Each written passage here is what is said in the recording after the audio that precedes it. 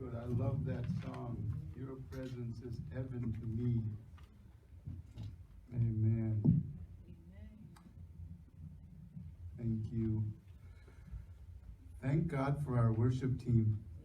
I love you guys. You do a good job.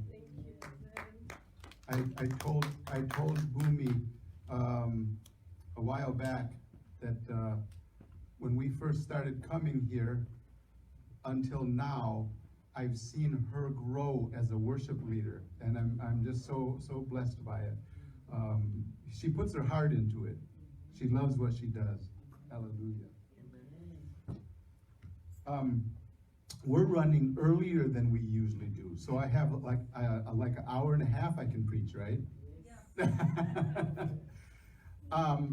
Sometimes we do run a little early, so I brought something just in case we were running a little bit early. The sermon is actually going to be a little bit shorter.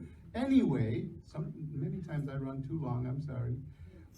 But I used to read stories that I wrote, and I brought actually a short one this morning. So I titled it Contagion. I'm writing as somebody else, of course. As I lay the wreath on her grave, my mind went back. The wheels just kept humming. It seemed the further I drove, the further I had to go. It seemed the sun was standing still, the hot, blazing sun that you can't get out of your eyes. I pulled all of the visors, rearranged them, changed my position. I couldn't get rid of the sun. And those thoughts, revisiting so many memories that had been locked away for years, and mixing those memories with questions. Why am I doing this? My health is not good. I don't have time. It won't make any difference to anyone anyway. That thought reminded me of something that plagued the surface of my mind on and off for years. Why is it that I don't have any go through the mill for you friends? Why is it that a lot of people act like they respect me, but they don't really like me? Why is it no one visits me in the hospital except those who work for me and feel like they have to? Then those thoughts get brushed aside by the maddening, incessant, blinding conjurations that I've trained my mind with over the years.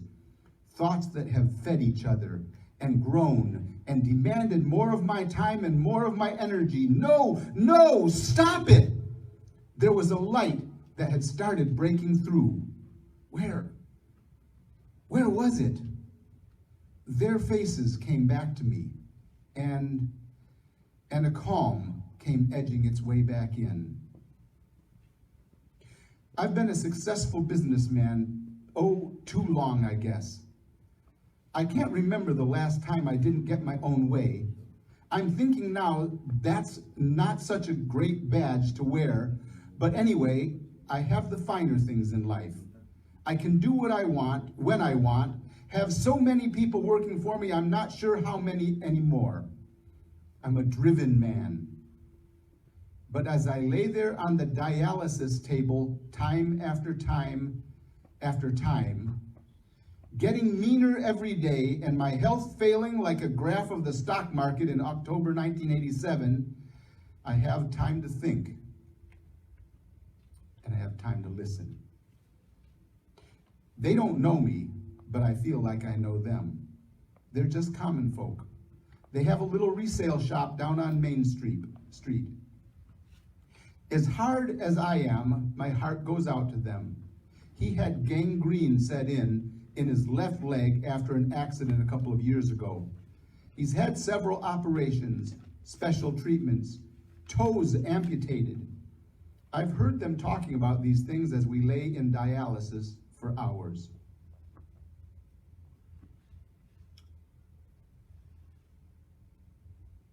Their son, who was a bright young college student, married, had a couple of children, was living the American dream, then had a tragic car accident. He laid in a coma for months. His wife gave up, divorced, and moved away with the kids. He finally came out of the coma, but had little improvement, so the hospital turned him out I guess just to die. Now his mother feeds him every day and takes care of a lot of other things that I don't even want to think about. Back to Dad, his kidneys have now failed, and he has temporary tubes coming out of his chest for dialysis. It will get a little easier when he finally gets his permanent accessories, but that's not much to look forward to, I know. Now, that's a lot of problems, but that probably wouldn't have affected me so much. It's their attitude, their smile, always smiling, and always a kind word. It's those faces I remember as I kneel there next to her grave. The thoughts, the maddening thoughts won't go away easily. The feelings of hate, reminiscing over what she did to me. Why am I here? She deserves to burn in hell. I had driven all that way, motivated by what, I'm not sure. I had struggled to get out of the car, got my cane, and made my way searching till I found it again. The last time I'd been here, I had spit on her grave. This time, I'm not sure why, I had a little flush of affection as I found her stone. Then the poison came back. Why? Why? And a torrential downpour of mental vomit. And then I was spent. I just lay there on my knees, the tension fading. And slowly, their faces came back and inspired me.